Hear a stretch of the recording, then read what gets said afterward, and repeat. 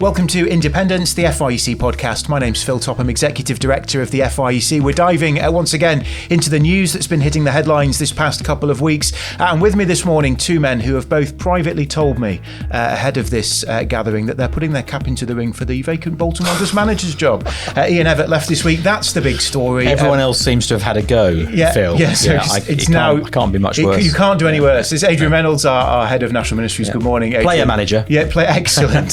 And John Stevens, our National Director. Good morning, John. Thank you, Phil. I think I've got way more chance of becoming Archbishop of Canterbury than Bolton manager. Well, you've said you put your cap into the ring, and I applaud you both for doing so at this time of great need.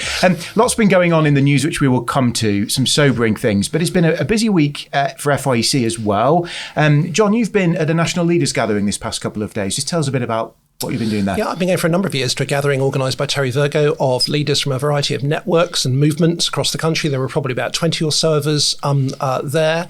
And actually, we just spent 24 hours together sharing what's going on in our area of the kingdom, really, our churches, our networks. I have to say, I really appreciate it. I really appreciate the wisdom that comes from members of the group. But actually, this time, there was a palpable sense of real encouragement of gospel growth on the ground. So from network after network, church after church, the same message that we've been saying for a long time. After COVID, people are seeing gospel growth. They are seeing churches grow, people come in. They are seeing more conversions and more baptisms. Again, that's being reported across networks.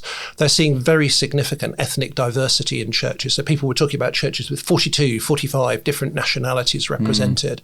The massive benefit and influx of people who are coming, who are evangelical Christians from Nigeria, from Brazil, that are being a blessing to churches, and indeed seeing significant conversions, again, from particularly within the Iranian community. So I think leaders were saying that this feels like a slightly different environment. I think that there was a sort of a sense that the tide has slightly changed. It does feel as though there's a much greater openness to the gospel. Somebody put it very clearly. When new atheism has collapsed, and it's a mistake to think that the enemy out there is now Richard Dawkins and our job is primarily to prove him wrong, that actually there are lots of people who are seeking for something, and actually there is a great opportunity to be able to bring the Bible to bear on them, to bring them to contact with the real Jesus, and that we're in a community in which just about everything is broken and not working in the way that people would want. There's a deficit of hope, massive mental health challenge, and into that the gospel is genuinely good news that is transforming lives. And I think it's really helpful to remember that that is what's going on in the church. Interestingly, there were very few Anglicans there, and I do think we can get dominated by the Anglican story, by what's happening in the Anglican church, by sort of their debates over living and love and faith. There's actually a whole other world of evangelicalism out there, of independent churches, Baptist Union churches, various different apostolic networks and groups, which are actually seeing significant growth. Some significant and large churches, but also lots and lots of smaller churches that are witnesses around the country. So I found that hugely encouraging.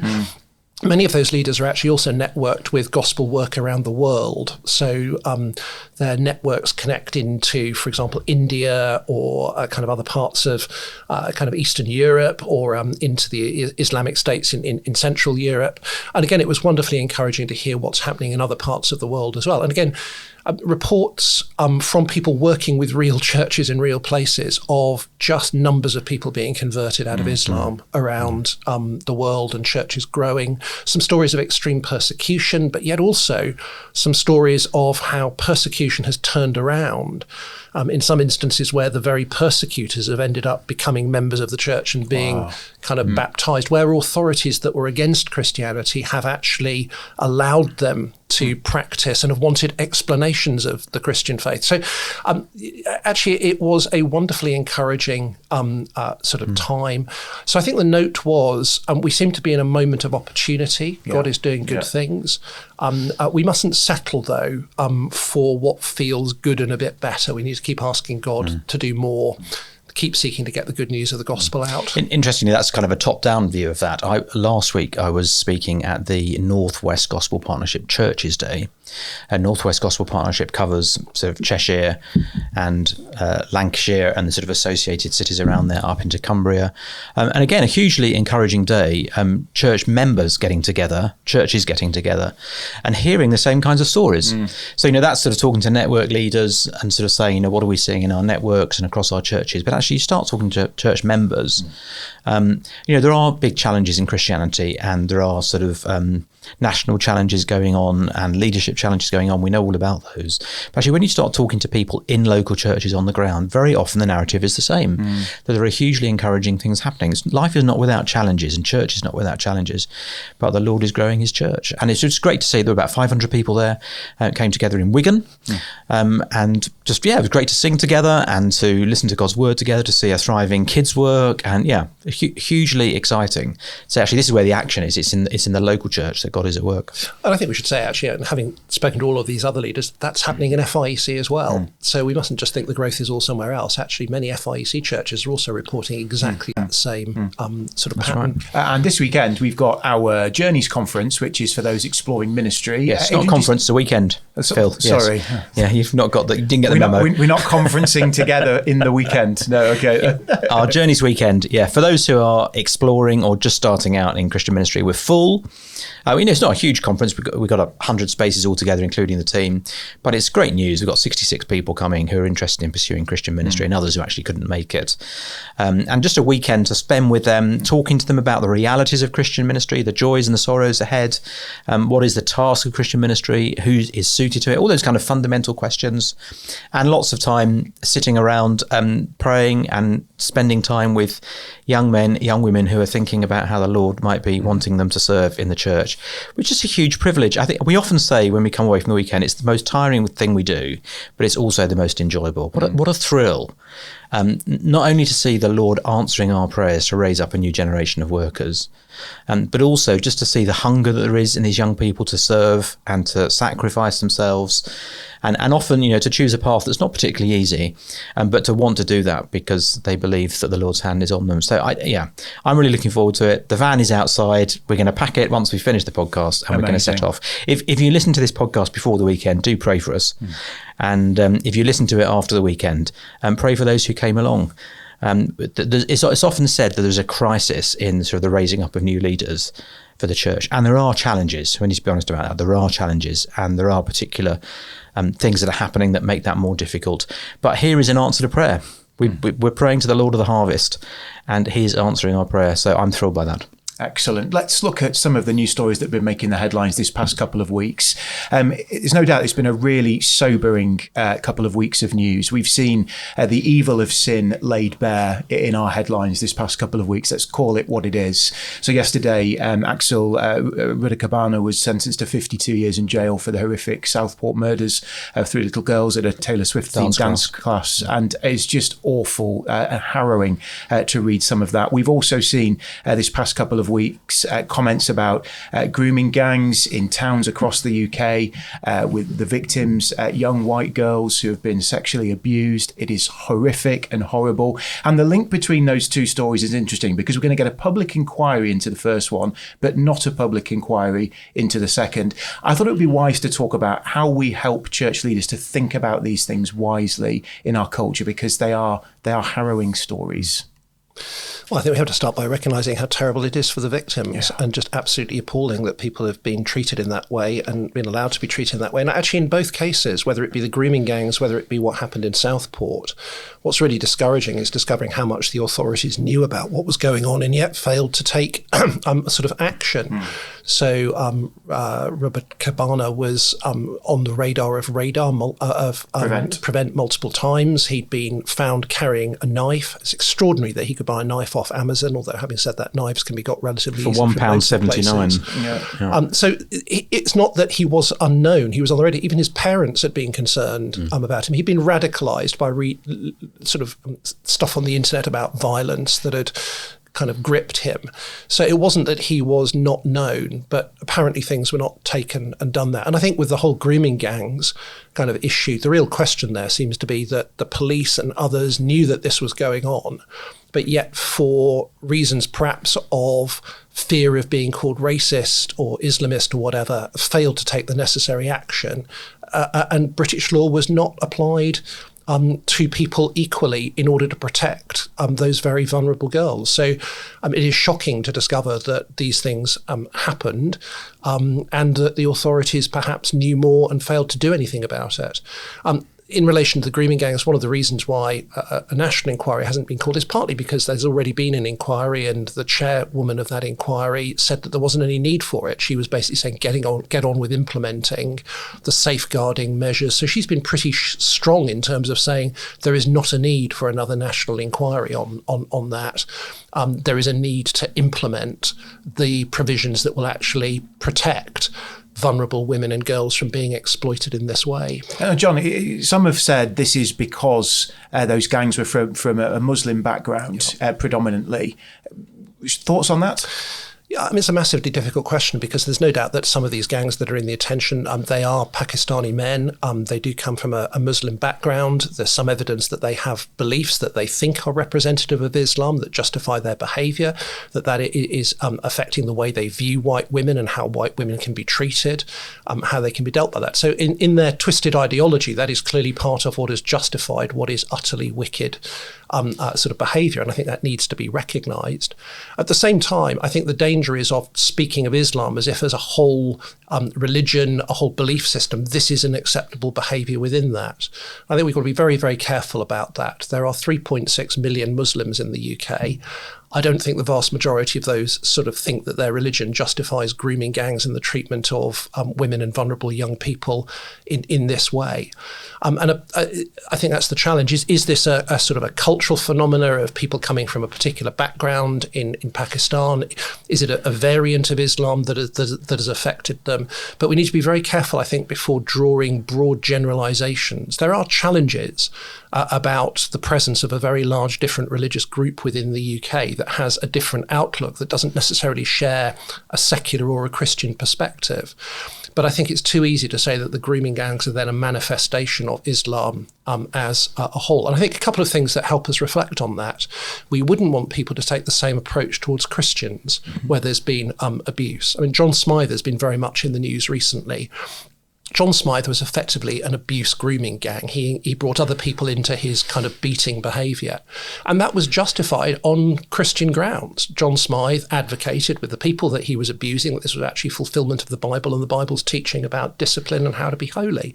And some people have said that's conservative evangelicalism. We want to rightly say, no, it's not.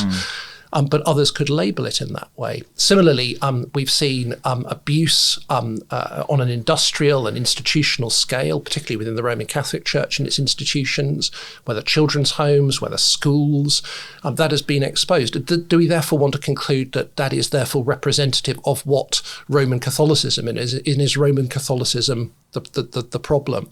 And it's not straightforward that it's just Islam. So grooming gangs are not a unique feature of the Muslim community or the Pakistani community. I did just a little bit of research, and a number of kind of cases that came up in 2023, 21 people in Walsall were convicted for running a child sex abuse kind of grooming gang.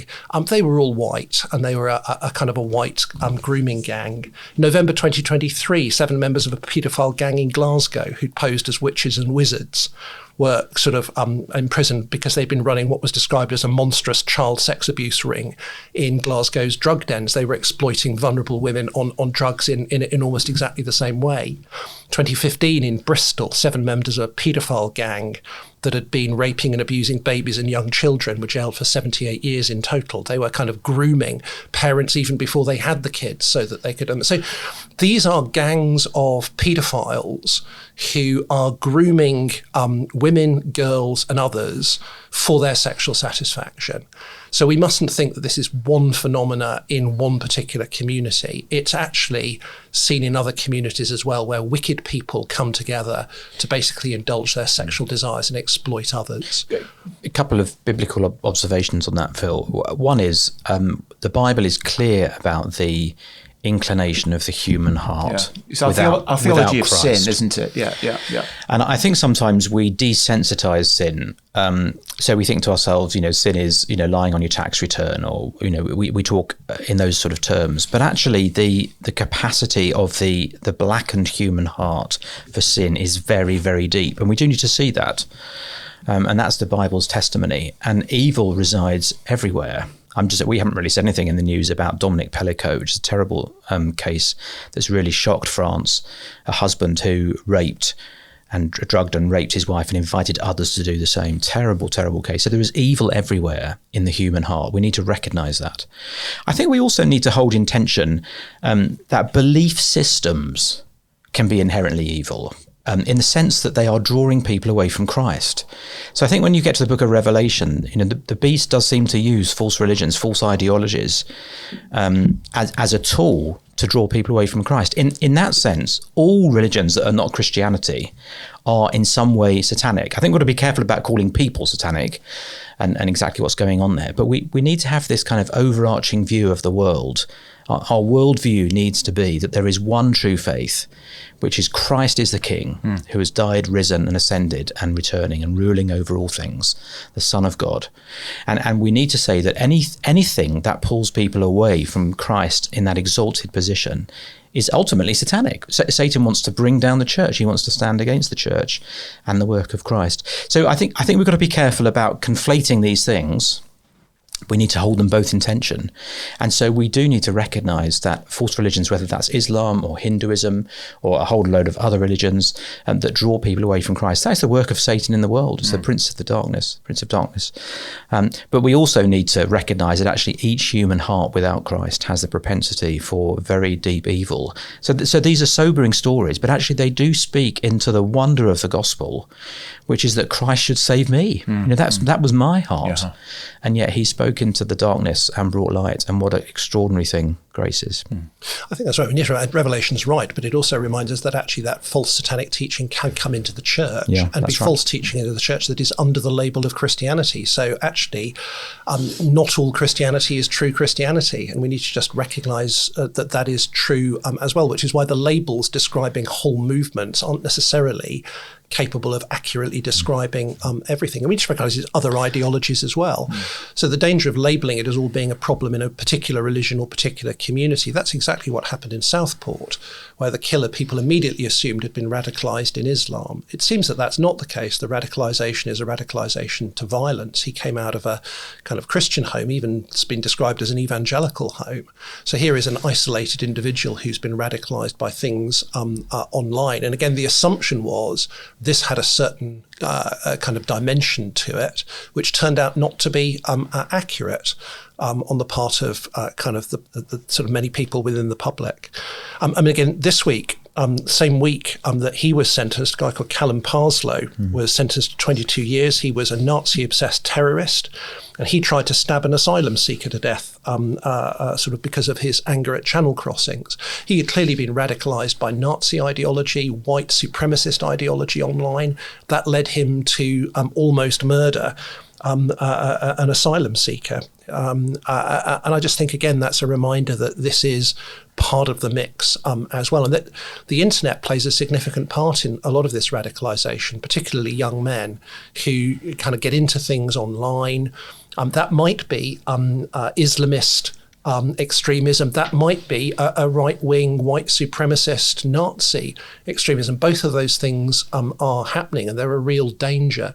I think we have to say it's very often young men who are attracted into that. So it's a reminder to us there's something going wrong in our society in the way that young men fit in. And I think as a church we need to recognise that.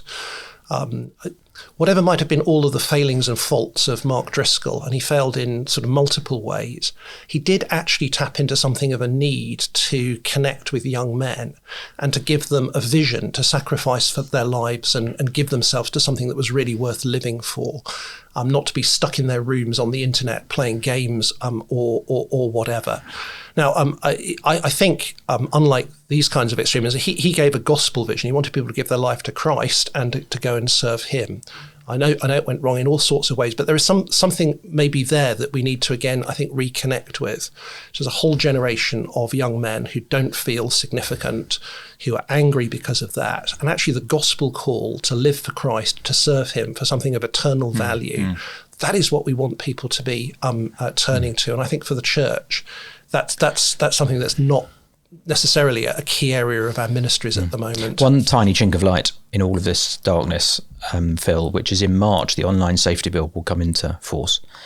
And it's a difficult thing to legislate for, but one of the things it will do is require age verification for certain websites, porn sites, sites selling various articles. And part of the argument against that has been people will just go underground and go to the dark web. I saw a study that was produced a couple of weeks ago from America saying that people would just immediately access stuff on the dark web. Notice the study was then sponsored by Pornhub, which is a massive porn site. I think it will cut off a lot of opportunistic coming across things, just sort of searching for things out of boredom and that sort of stuff. So I think that's to be welcomed. I hope it's successful. We need to pray. We need to pray for the victims and families, for them to know comfort. We need to pray for churches working in these communities in particular, that they would be proclaiming the gospel, they would be modelling Christ, they'd be helping people to know how to engage well.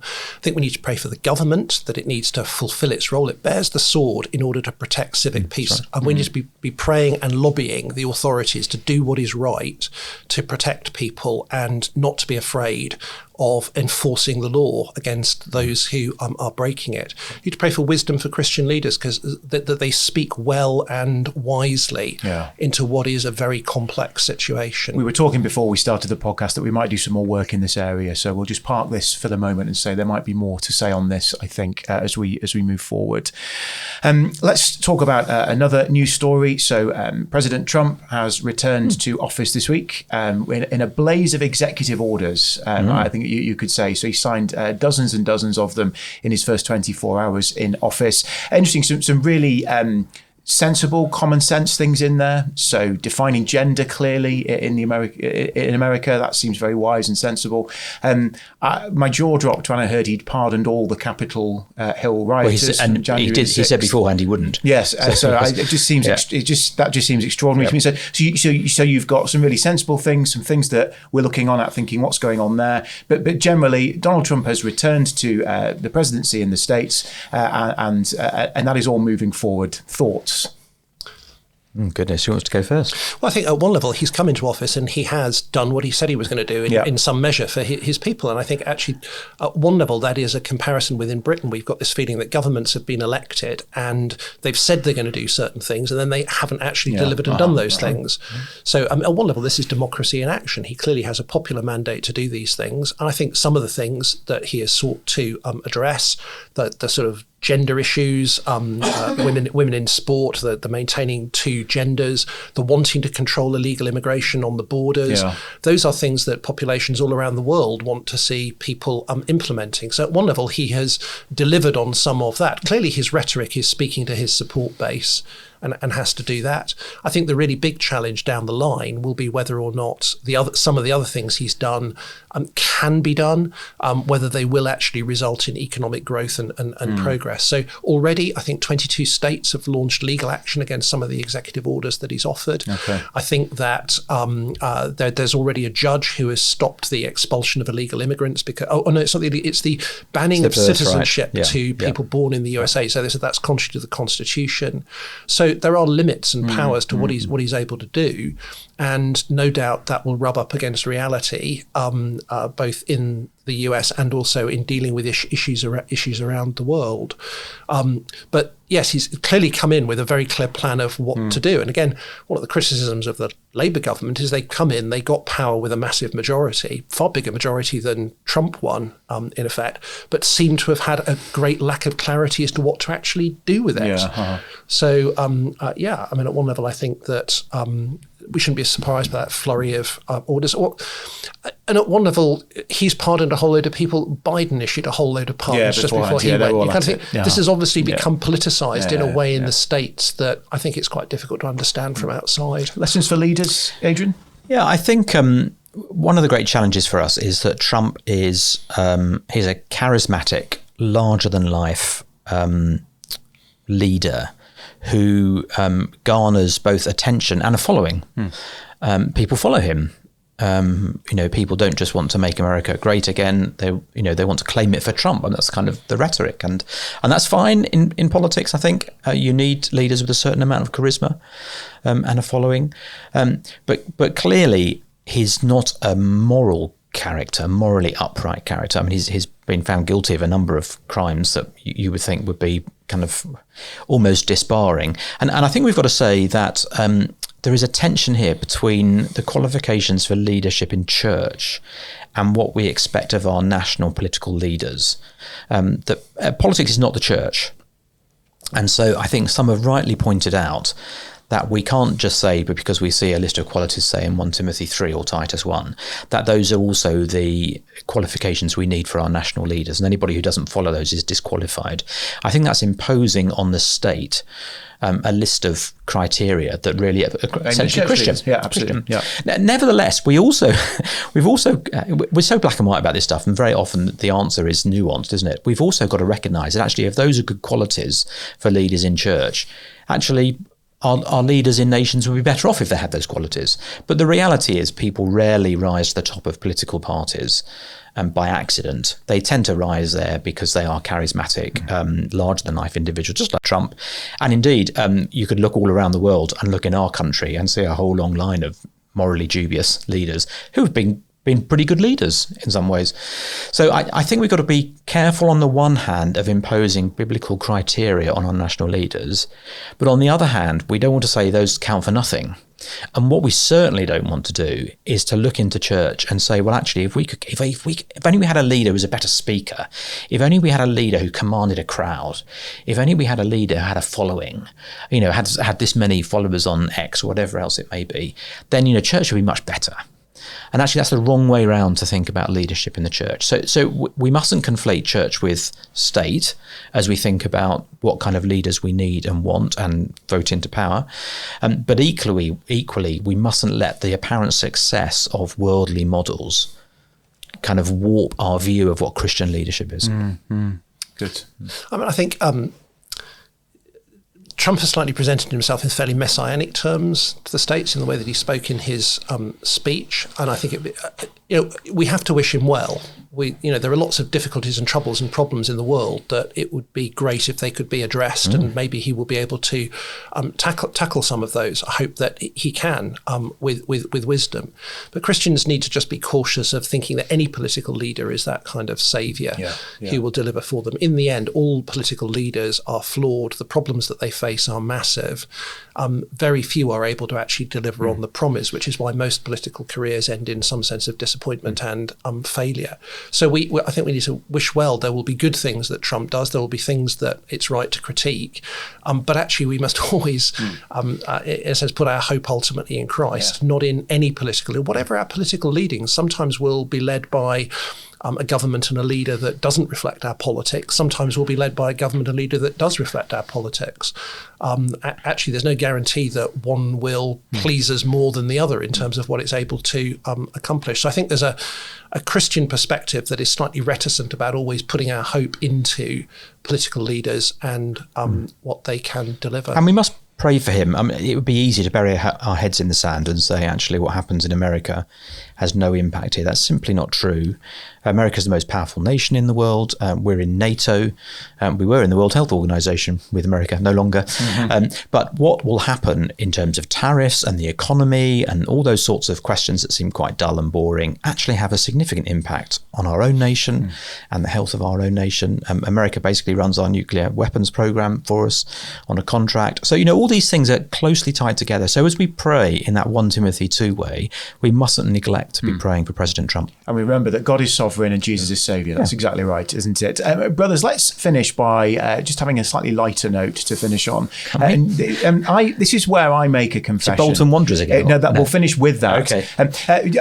I've never watched The Traitors, but this seems to be a massive phenomena in our culture, and I believe the latest series comes to a conclusion today. The very fact there's a television programme called Traitors suggests that's saying something about our cultural moment.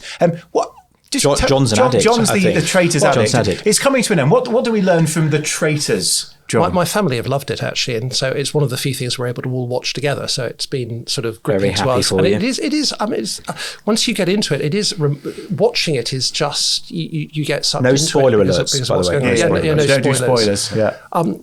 At one level, it's a game. It's a game in which some people are pretending to be faithful but are actually traitors. Everybody's competing for a prize at the end of it. So it brings together various combinations of human behaviour. It brings together kind of deceit and lying. It brings together that competitivity. And actually, let's recognise it, lots of games are like that.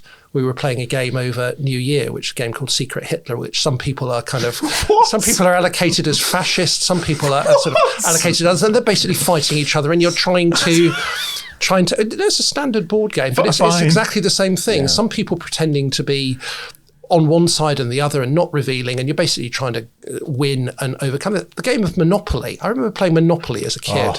Monopoly was terrible because the whole goal of Monopoly is to wipe everybody else out. My daughter had a tantrum playing Monopoly just this morning. My mother banned us playing Monopoly because it became so heated because of this destruction of another person. So Traitors at one level is in this genre of game that is kind of carried on to a level. I think what's gripping about it is watching how it unfolds as a viewer, because you know what's going on when the people don't. And one of the values of it is watching how people respond, the way they make completely false conclusions about people from things that are largely irrelevant, the way they don't grasp what's going on. It's a reminder of when we look at the world, we don't know the truth about people. We don't know motives. I think it's a warning to us sometimes how easy it is to become somebody who's a liar, a cheat, a deceiver. Some people seem to warm to that. Others feel a great tension of conscience as they get involved with that. So that's interesting. But sort of some people kind of get into enjoying the murdering. He's of into others. this. Can you tell? Which is actually quite interesting because you kind of think in lots of situations where appalling abuses happen, how do people get into that? Well, lots of psychological experiments have shown that perfectly sane people put in that kind of environment lose their moral compass and start suddenly treating other people really badly. So that element is there. So I think that for some people they face the choice: are they going to be faithful? Are they going to be a traitor? There are points at which people might be recruited from being faithful to being a traitor. That's a really interesting. Are you going to sell out in order to continue to gain the possibility of the prize? The fact that in the end the traitors turn on themselves, that they're meant to operate as a team, but at one level, so many layers, Phil. At one level, the kind of the prospect of winning the prize for yourself, that selfishness rather than sharing, kind of comes through. I think the dimension of it that is quite disturbing watching, and what is obviously painful, is all these people are together, and in lots of the other games you play it's very brief, and you know each other anyway. They clearly form really genuine friendships in the context of the house.